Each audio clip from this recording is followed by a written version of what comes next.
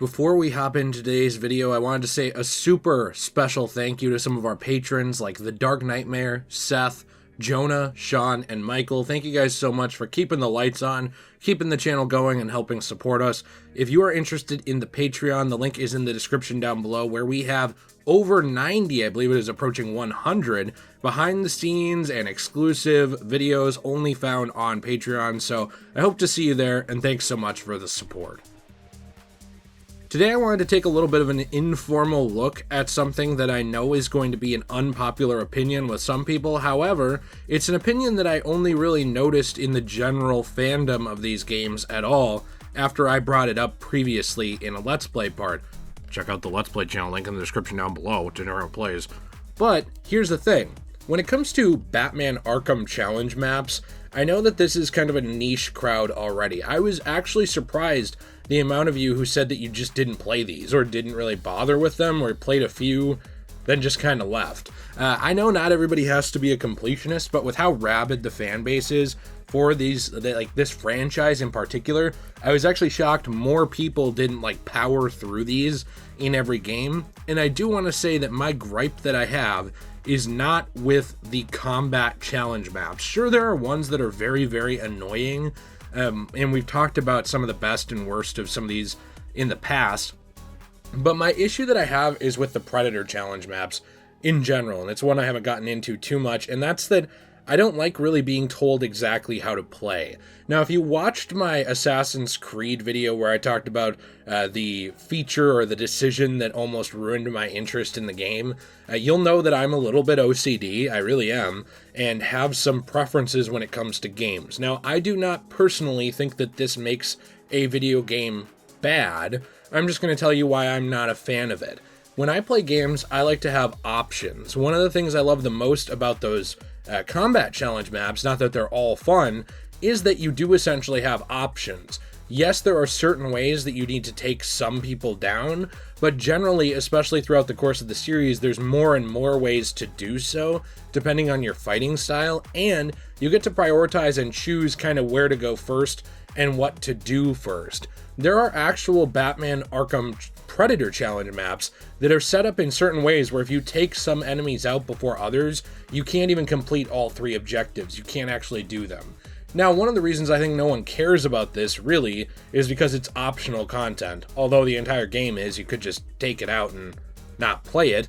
But what I mean by that is it's not tied to the story progression or anything like that, and you get to experience, I would say, a lot of these locales, at least in the earlier games, throughout the course of the story regardless. But I genuinely think there's a reason why the stealth sections throughout the story, when you're in New Game or New Game Plus, or even some of the DLC expansions, I believe there's a reason why those hit harder and feel better than the challenge maps. And that's because you are not held at gunpoint being told exactly how to play.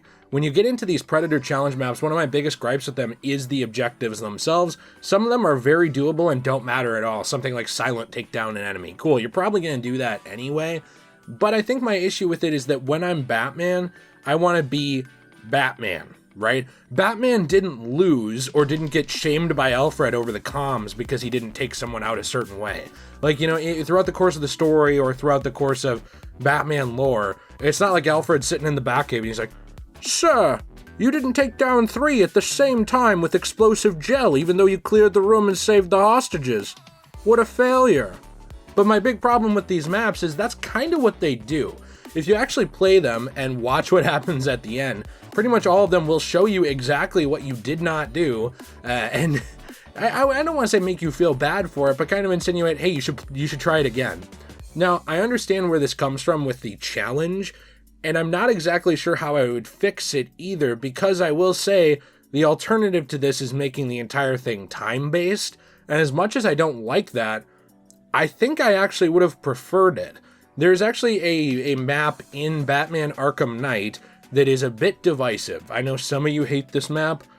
Nobody's really told me why they hate it, but some people have said that they hate it. I personally like it. It's my favorite Predator challenge map in the entire franchise, and that is Endless Night.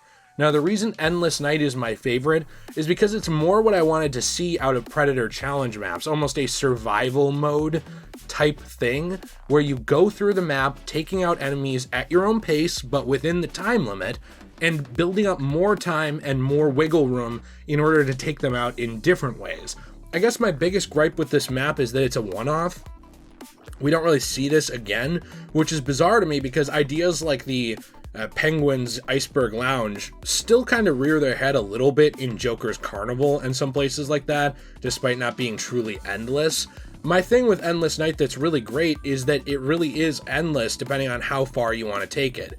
I know people have gotten a lot farther than me, but I believe my record is up there, above 150 enemies taken out or something like that. I have chronic pain issues, so there's really only so long I want to play the same thing without taking a break. And it wasn't really something that, let's be honest, I probably lost legitimately, but also I don't want to sit there for 3 hours. I know there's people who have gotten up there into like 500-600, really getting out those enemies and taking them down. And one of the things I like about that so much is, to me, that's more impressive by a mile than just I did exactly what the game told me to do. Even classic platformers have options in them, even things like classic Mega Man, which is known for being very brutally difficult and having set strategies to take down a lot of enemies, at least in the classic ones. You still have your options. When do I jump? When do I shoot?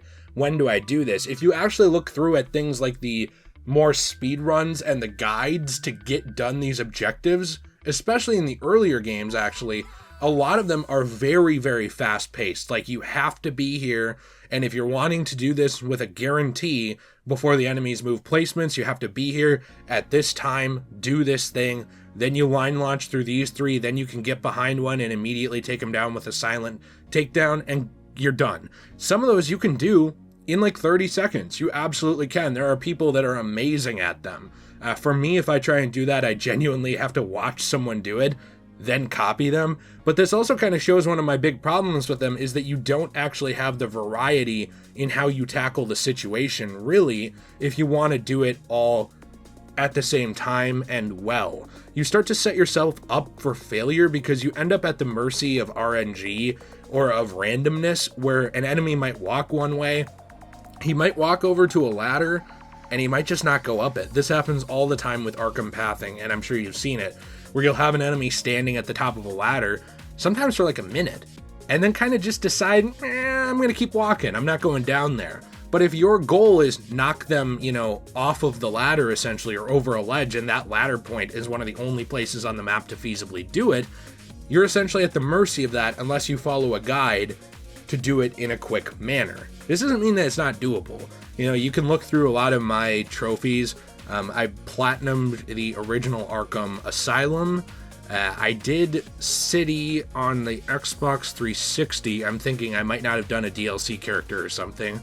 I mostly did Return to Arkham City again on PS4. Return to Arkham Asylum I platinumed.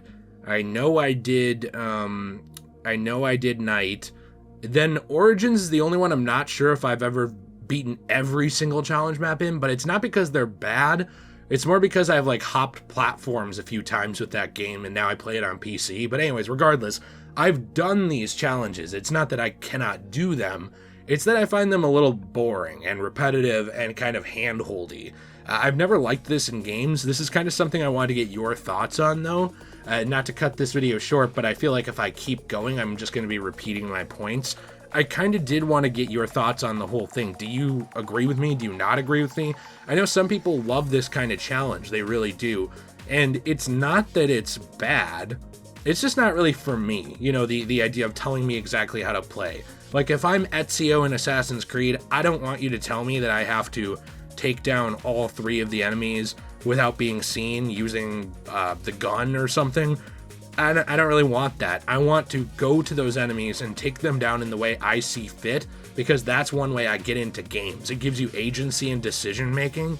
And one thing I love about games is they give you that agency that maybe you don't even have in real life on certain decisions, that you just have to do some things certain ways. In video games, they're so creative and they really open up and allow you to think and kind of tackle situations in different ways. And when the most efficient way to do this, at the very least the quickest way to do this in the Arkham series, is just to follow a step-by-step guide for every single Predator challenge map, that kind of loses my interest and really makes me wish that you had that freedom and ability to choose that you have in something like Endless Night. I really wish we had seen more maps like that, but we didn't. I don't know why. It was originally a community pitch, and it just... maybe they didn't think of it themselves before that, or maybe they just didn't want to do more of them. Either way, these games sold like hotcakes. People love them. I love them. I still play some of the challenge maps, but yeah, Predator's not really for me. Let me know what you think in the comments down below. What are your thoughts about this whole thing? Do you agree? Do you disagree? Are you a huge Predator map stan? Like you're standing there right now having a syndrome moment where you're looking up at the Mr. Incredible poster, but it's me, and you're seething and you're going to tear it down now and replace it and, you know, start your village and origin story. I'm interested. Let me know. Please be sure to check out the description with all the links. We have Patreon, a thriving Discord community where we hang out, talk, and people make friends and have a fun time. We have social media like Twitter and Facebook, all kinds of stuff. And my wife makes wonderful, fantastic jewelry and gifts for everyone of all ages that goes to help support the channel over on Enchanted Glamor. The link to her Etsy store is in the description down below. Check it out. I always say it's that time of year. I don't know what I mean, but hey, you know, maybe it is for you. See you in the next one. Have a fantastic day. And as always, everyone, stay shui.